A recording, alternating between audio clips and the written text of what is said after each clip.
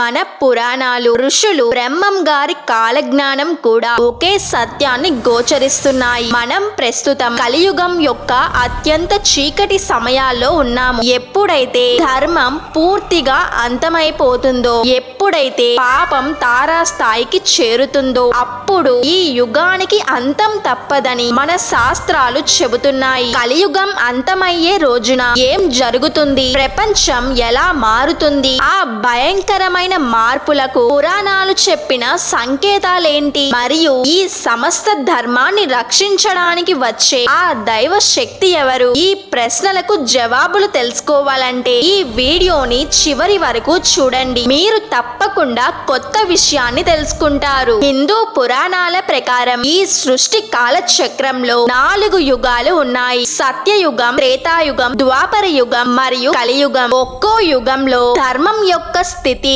ఒక్కో రకంగా ఉంటుంది. సత్యయుగంలో ధర్మం 4 పాదాలపై పరిపూర్ణంగా నిలిచింది. కానీ మనం ఉన్న ఈ కలియుగంలో ధర్మం కేవలం ఒక్క పాదంపై మాత్రమే నిలబడి ఉంది. ఈ యుగం యొక్క కాల పరిమితి 4,32,000 సంవత్సరాలు. భాగవత పురాణం మరియు విష్ణు పురాణం, ఈ పురాణాల్లో యుగం చివరిలో ఏర్పడే పరిస్థితులను కళ్ళకు కట్టినట్లు వివరించారు. ఈ యుగాంతం యొక్క తొలి సంకేతాలు మానవ ప్రవర్తనలో, సంబంధాలలో కనిపిస్తాయట. అవేంటో తెలుసుకుందాం. మొదటిది ధర్మక్షయం, మానవ సంబంధాల పతనం. కలియుగంలో ధనమే దైవం. డబ్బున్న వాడికే సమాజంలో గౌరవం, పలుకుబడి లభిస్తుంది. న్యాయం, నీతి అనేవి ధనవంతుల కాళ్ళ కింద నలిగిపోతాయి. విష్ణు పురాణం ఏం చెబుతుందంటే ఈ యుగంలో ప్రజలు కేవలం తమ కడుపు నింపుకోవడం, డబ్బు సంపాదించడం అనే స్వార్థ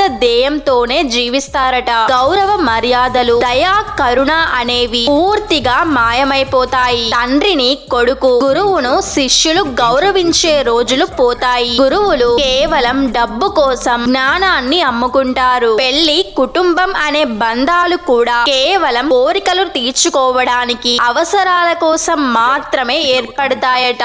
సత్యం, అహింస, దానం వంటి ఉత్తమ గుణాలు అరుదైపోతాయి. మనుషులు ఆందోళనతో, భయంతో జీవిస్తారు. ఒకరినొకరు మోసం చేసుకుంటూ, హింసించుకుంటూ కాలం గడుపుతారట. రెండవది ప్రకృతి విలయం, తగ్గే ఆయుష్, పెరిగే రోగాలు. ధర్మాన్ని కోల్పోయిన మనిషి పట్ల ప్రకృతి కూడా శాసనం చేస్తుంది. వర్షాలు సమయానికి రాక కరువు కాటకాలు ఎక్కువవుతాయి. ఆహారం, నీరు లభించడం కష్టమవుతుంది. భాగవత పురాణం ప్రకారం కలియుగం అంతమయ్యే సమయానికి మనిషి యొక్క ఆయుష్ గణనీయంగా తగ్గిపోతుంది. సగటు మనిషి ఆయుర్దాయం 50 సంవత్సరాలు దాటడం కష్టమవుతుంది. ప్రజలు చిన్న చిన్న రోగాలకే తీవ్రంగా బాధపడతారు. చెట్లు, మొక్కలు కూడా వాటి సహజ శక్తిని, ఔషధ గుణాలను కోల్పోతాయట. ఇవే కాక భయంకరమైన సంఘటనలు, ప్రకృతి విపత్తులు ప్రపంచాన్ని చుట్టుముడతాయి. ఈ యుగాంతపు సంకేతాలు ప్రపంచ వ్యాప్తంగా కనిపిస్తుండగా ప్రజలందరూ భయభ్రాంతులకు గురైనప్పుడు వారికి రక్షణగా ధర్మాన్ని తిరిగి స్థాపించడానికి ఆ చీకటిని చీల్చుకుంటూ వచ్చే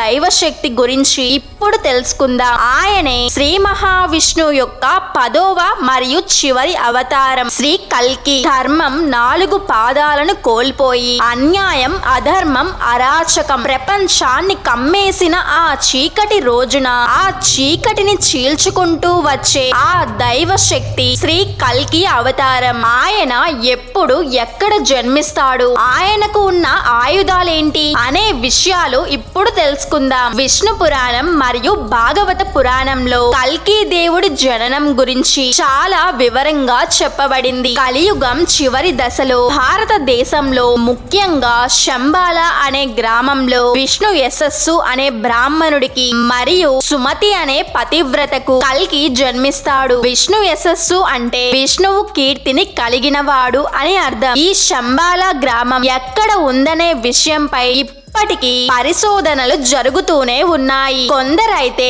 ఇది ఒరిస్సాలోని సంబల్పూర్ అని, మరికొందరు రాజస్థాన్ లోని శంబాల్ అని చెబుతారు. కల్కి జన్మించిన తర్వాత ఆ విష్ణు అంశతోనే పెరిగి పెద్దవుతాడు. ధర్మాన్ని రక్షించడం, దుష్టులను శిక్షించడం ఆయన ప్రధాన లక్ష్యంగా మారుతుంది. కల్కికి కేవలం విష్ణు శక్తి మాత్రమే కాదు, ఆయన యుద్ధానికి ఉపయోగించే ఆయుధాలు కూడా దైవత్వం కలిగినవే. కల్కి స్వయంగా దేవదత్తం అనే తెల్లటి గుర్రంపై అధిరోహించి యుద్ధానికి బయలుదేరుతారు. ఈ గుర్రం చాలా వేగంగా ఉంటుంది మరియు దాని అడుగుపడిన చోట దుష్టుల శక్తి క్షీణిస్తుందని పురాణాలు చెబుతున్నాయి. కల్కి దేవుడు తన చేతిలో పట్టుకునే ఆ ఖడ్గం సాధారణమైనది కాదు. ఆ ఖడ్గం శక్తితో ఆకాశం కూడా ప్రకాశిస్తుందట. ఒక్కసారి ఆ ఖడ్గాన్ని ఎత్తారంటే దుష్టులకు కాలం చెల్లినట్లే. కల్కి ఈ శక్తివంతమైన ఆయుధాలతో ధర్మాన్ని అనగదొక్కాలని చూసే రాజులందరినీ, దుష్టులందరినీ అంతం చేస్తారు. కల్కి అవతారం యొక్క ముఖ్య ఉద్దేశం ఈ యుగాన్ని అంతం చేయడం కాదు, అధర్మాన్ని అంతం చేసి ధర్మాన్ని తిరిగి స్థాపించడం. ప్రపంచంలో ఎప్పుడైతే దుర్మార్గుల సంఖ్య విపరీతంగా పెరిగి నిజమైన సజ్జనులు దాదాపుగా అంతరించిపోతారో అప్పుడు కల్కి రంగంలోకి దిగుతారు. కల్కి రాక ఒక కొత్త యుగానికి శుభారంభం. ఎందుకంటే కల్కి ధర్మాన్ని స్థాపించిన తర్వాత ప్రజల్లో సత్యం, ధర్మం, దయ మళ్ళీ పెరుగుతాయి. మానవ సంబంధాలు తిరిగి గౌరవాన్ని, విలువలను పొందుతాయి. ఈ ప్రపంచం తిరిగి పవిత్రంగా, ప్రశాంతంగా మారుతుంది. కానీ శ్రీ బ్రహ్మం గారి కాలజ్ఞానంలో చెప్పినట్లుగా కల్కి రాకకు ముందు ఆ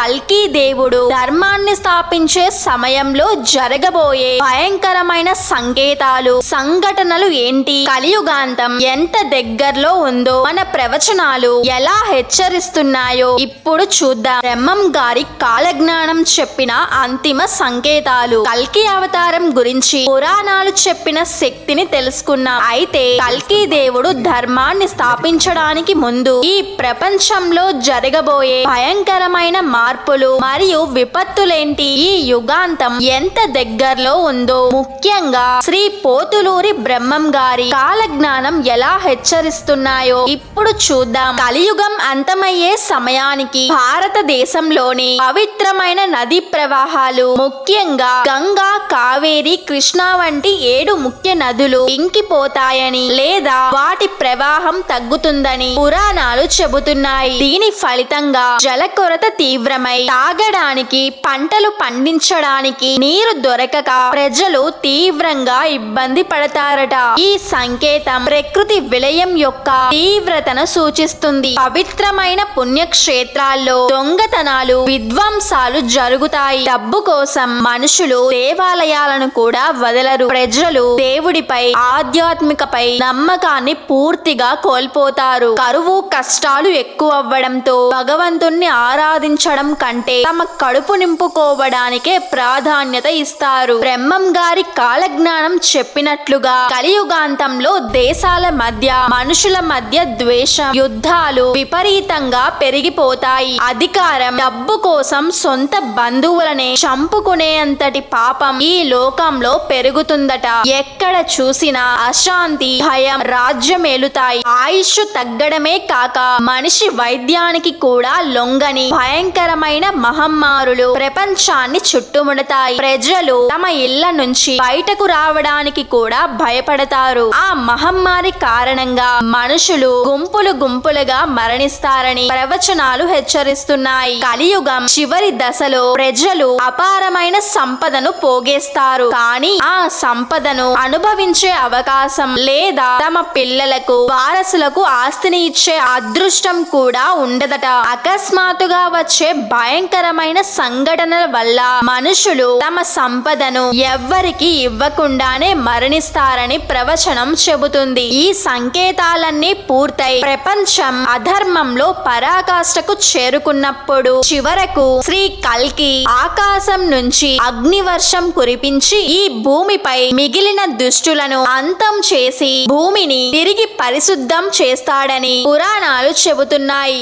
ఆ తర్వాతే సత్యయుగం ప్రారంభమవుతుంది. కలియుగం అంతమయ్యే రోజున ఏం జరుగుతుందో తెలుసుకోవడానికి ఈ పురాణ రహస్యం విన్నాము. ఈ భయంకరమైన ప్రవచనాల వెనుక ఉన్న ముఖ్య ఉద్దేశం మనల్ని భయపెట్టడం కాదు, మన జీవిత లక్ష్యాన్ని, ధర్మాన్ని మనకు గుర్తు చేయడం. ఈ యుగంలో పాపం ఎంత పెరిగినా కేవలం మహావిష్ణువు నామాన్ని స్మరించడం, నిరంతరం ధర్మాన్ని ఆచరించడం ద్వారా మనం ఈ కష్టాల నుంచి బయటపడవచ్చు. కలియుగంలో భక్తి మార్గం ఒక్కటే మనిషిని రక్షించే శక్తివంతమైన మార్గం. ధర్మాన్ని రక్షించడానికి కల్కి వస్తారు, కానీ మనం ప్రతిరోజు ధర్మాన్ని ఆచరిస్తే మన జీవితాలు సత్యయుగంలా పవిత్రంగా మారుతాయి. భక్తితో ఉండండి, ధర్మాన్ని పాటించండి, శుభం జరుగుతుంది. ఈ వీడియోని మీ ఫ్రెండ్స్ అండ్ ఫ్యామిలీకి షేర్ చేసి జై కల్కి అని కామెంట్ చేయండి. మరో కథతో